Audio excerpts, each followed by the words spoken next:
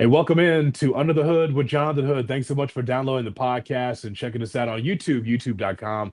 Look for Under the Hood with Jonathan Hood. Like, share, subscribe, and comment and everything we do with Under the Hood with Jonathan Hood. Our next guest, he's a subscriber. He knows he's your favorite UCLA tight end from ESPN.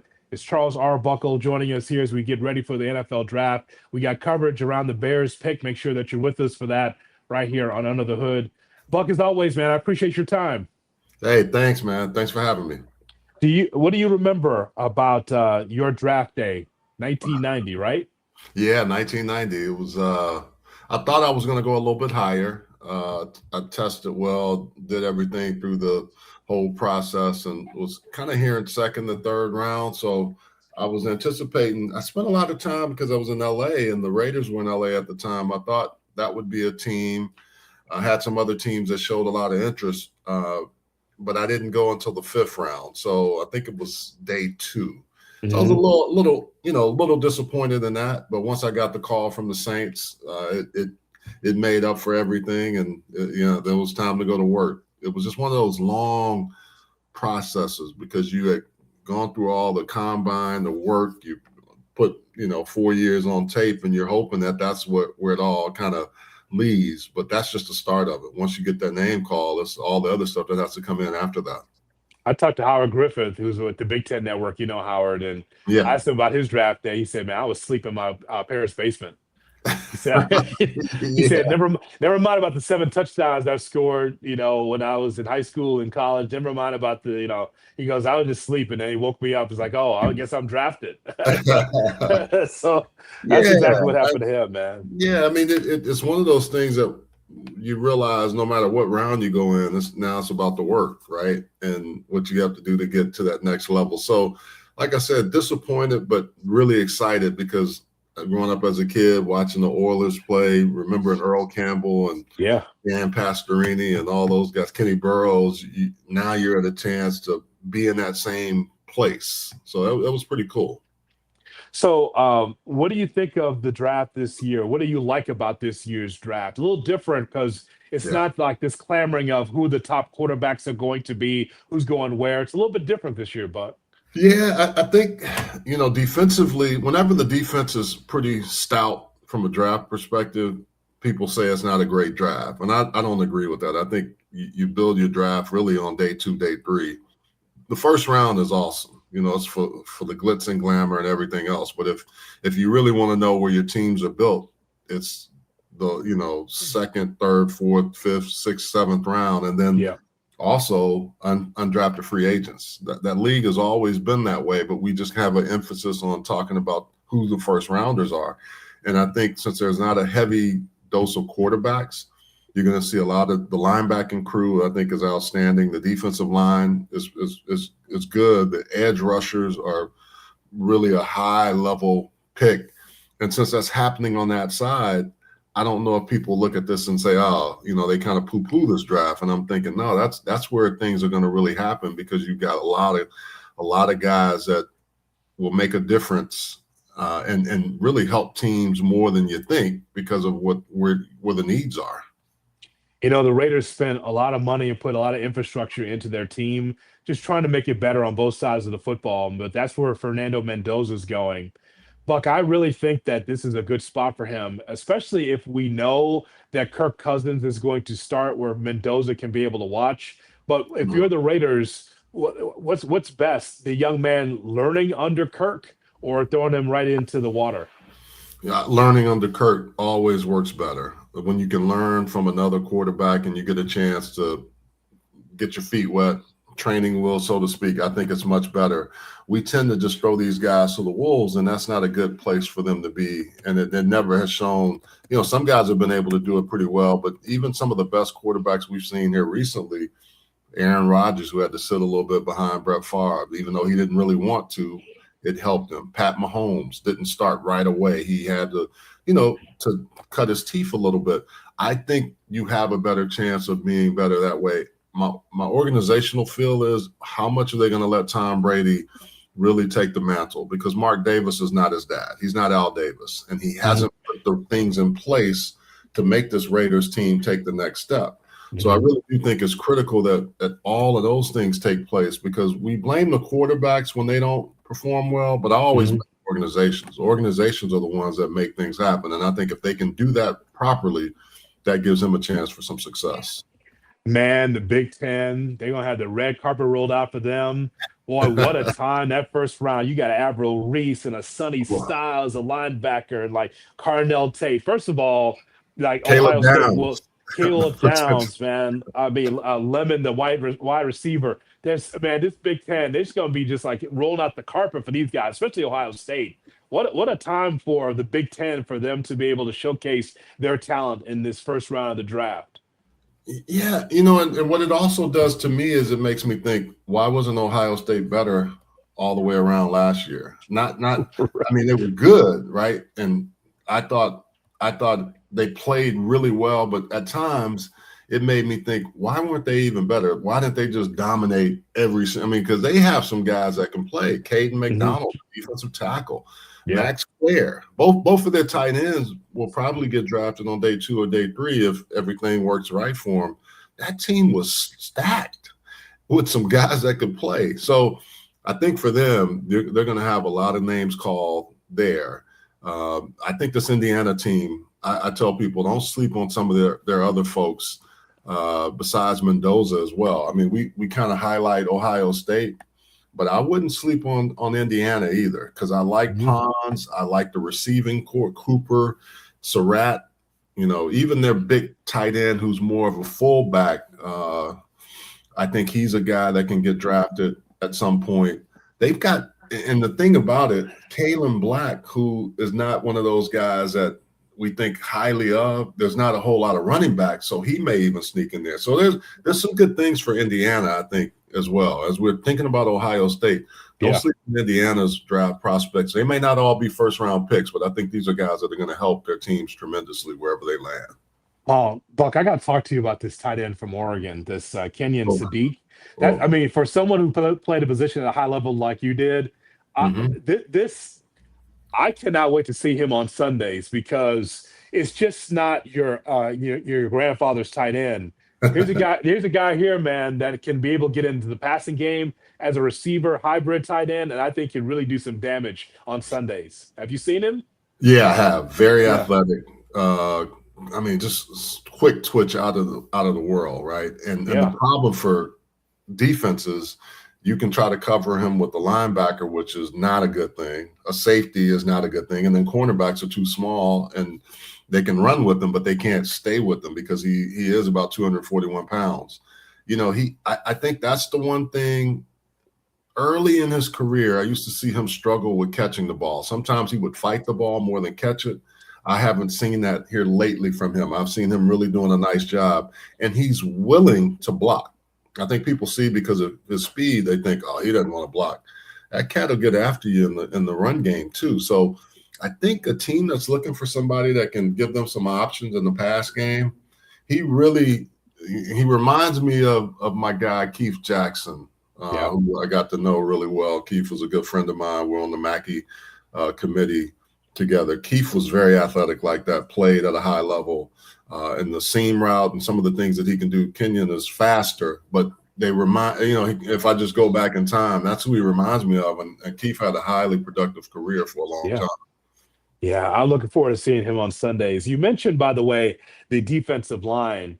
Here in Chicago, we look at Montez Sweat and respect Montez Sweat, but there's a need for help on this defensive line. You only got 27% pressure rate this past season. You know the story of the Bears. It's the magical story of coming back in games and all the interceptions they had in the secondary. Linebackers in secondary did a lot of work and masked a lot of issues with this defense that couldn't get home.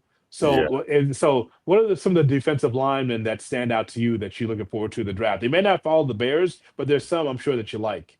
Yeah, I mean, there's quite a few of them. I mean, you talk about Arvell Reese, who's a guy that is one just pops off the page. David Bailey, Reuben Bain, Mazador, and really talking about more edges. But there's some guys interior too that are really good.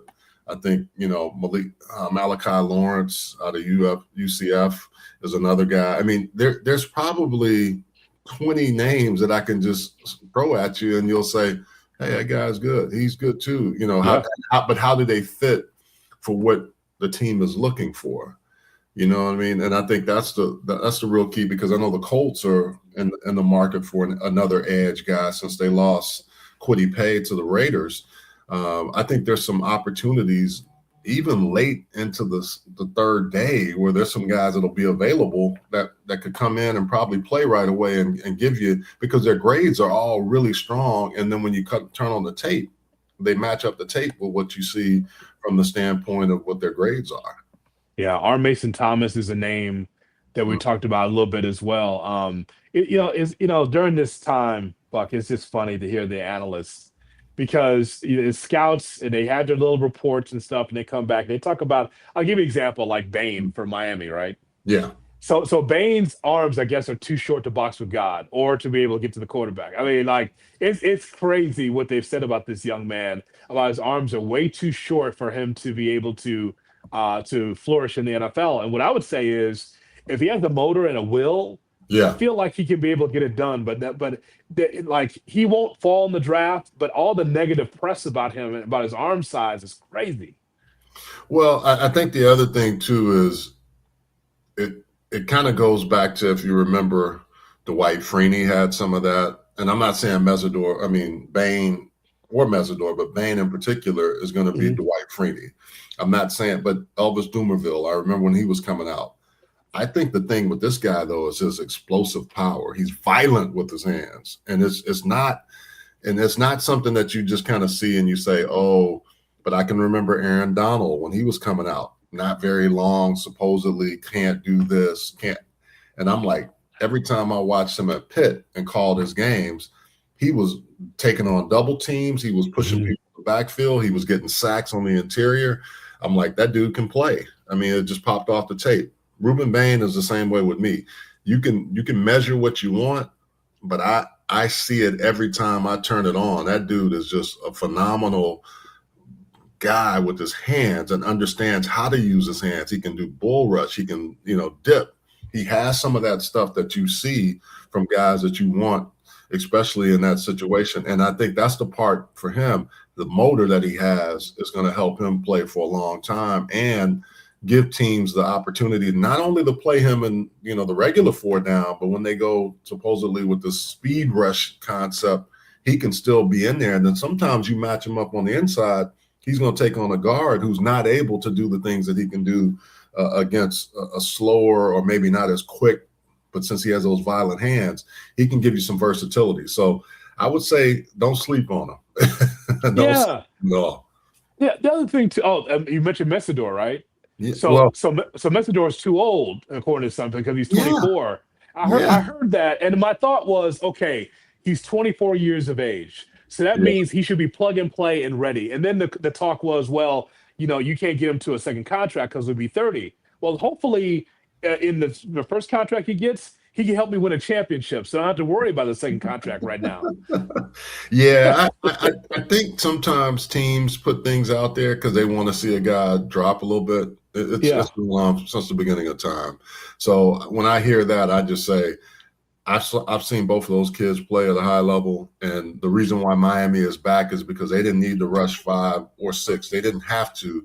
They had guys that could go with 4, and it reminds you of some of those old Miami defenses where they had 4 down linemen, they played cover 2. You knew what they were going to do, but they were so good at it that it made it tough for you to even beat them. Yeah, so and I do want to ask you about the running back, was it Jeremiah Love from Notre Dame? Because Buck, you've heard the story, like I've heard the stories about, like, how do you pay running backs like you used to, because everyone's focused on the quarterback, wide receivers, tight ends, and now that there's a devalue to the running back. I've been saying that with Love, man, I think he's very special. Could go top 5 in this draft, but how do you see the plight of the running back in the NFL today? Yeah, I mean, you have to go on a case-by-case basis. And the reason why I've been high on Love since he has been on the scene is that he can do everything. He can run with power. He's got big play speed ability. And then he also is really good catching the ball out of the backfield. And I think that's the one thing that when you're looking at offenses now, and especially some of these that, you guys see it in Chicago, and even I see it in Indy, where you want to have a matchup with a linebacker on a running back. You want to get them in situations where there's conflict, where you're almost forcing the safety to cover him as opposed to a linebacker because it's just a mismatch. This guy can make it happen. And that to me is a value that I think teams sometimes overlook. The more weapons you have, the better it is on the outside, because the things that he can do from a speed perspective, he's gonna blow angles away. And he's just so violent in his cutting and just eluding tacklers, and they can run over him at 212 pounds. Yeah. I would pay him what he's worth, which is a high. He's a guy that can make plays for you, and he gets touches in more ways than just running the ball. So I think teams that value that, they'll look at Jeremiah Love, and that's why he's going to be in the top 5, maybe even the top 3 from what I'm hearing tonight. So it's interesting that you hear that, well, running back, but I'd say that running back is special. And no matter what draft year it is, he would be a guy that would be first off the board. Buck, who is the best player that we'll see in the first round you're looking forward to seeing on Sundays? That one guy on that list you say, I can't wait to see what he looks like on the next level. Oh, man, that's a tough one, because there's quite a few guys that I'm interested in seeing. And I'll say this. I'm interested in seeing Mendoza, only because there's been so much talk about, can he do this, can he do that, that I'm excited to watch him, just from the standpoint of getting an opportunity to be one of those guys that we know is a really good player, but there's been so much talk about, well, he wasn't good at this school, or he wasn't that, and now he's won a national championship, and he's changed the whole complexity of what's happened with IU. The other guy that I'm really interested in seeing is Caleb Downs. I want to see how his skill set translates to the next level, because I've been very impressed with him, whether he was at Alabama, whether he was at Ohio State. He's one of those guys that has a little old school thumper in him, but he's really, really good, always in position, started 3 years. It's one of those guys that can come in and play, and then also having Josh Downs, the relationship there, understanding what's going to take to make it in the league. I really look forward to watching him play, because he's just been so productive in college, and I think that's an easy transfer for him into the pros. I know you got that hotline into the Colts. I thought that no matter what happened at the end of the season, I thought front facing, I thought the accountability was strong. You don't get that with teams, man.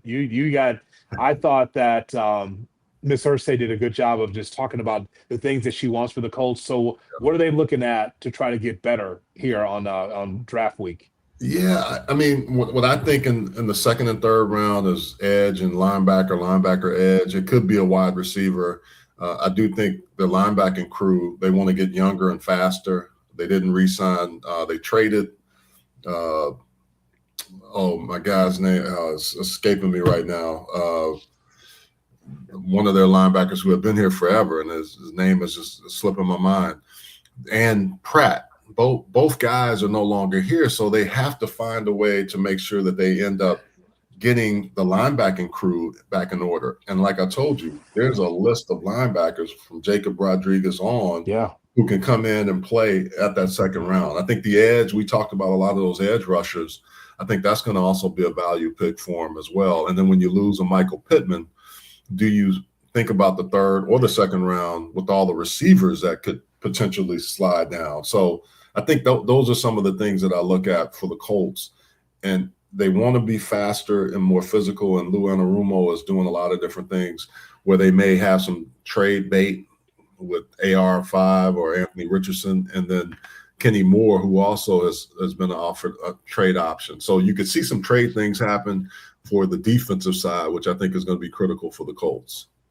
Hey, man, I'm looking forward to draft night, and it's going to be very interesting how it all falls, how the draft comes. I think that there's so much quality. I don't know if there's oh my God quality at the top of the No, draft, but I think that there's some potential to have some game records on Sundays. I think it's going to be very special. I think this one has some depth. So Yeah. what you'll see is it's not going to be the one we look back and say, "Oh man, they had so many of these guys on the early end." But Hmm. if you look at certain positions, you'll see some guys that will be around a long time and be productive in the league, and that's kind of what you look for. All right, Buck. As always, I appreciate the time, man. Thanks so much for coming on the show. Okay, take care, man. Thanks. Charles Arbuckle from ESPN with us here on Under the Hood with Jonathan Hood.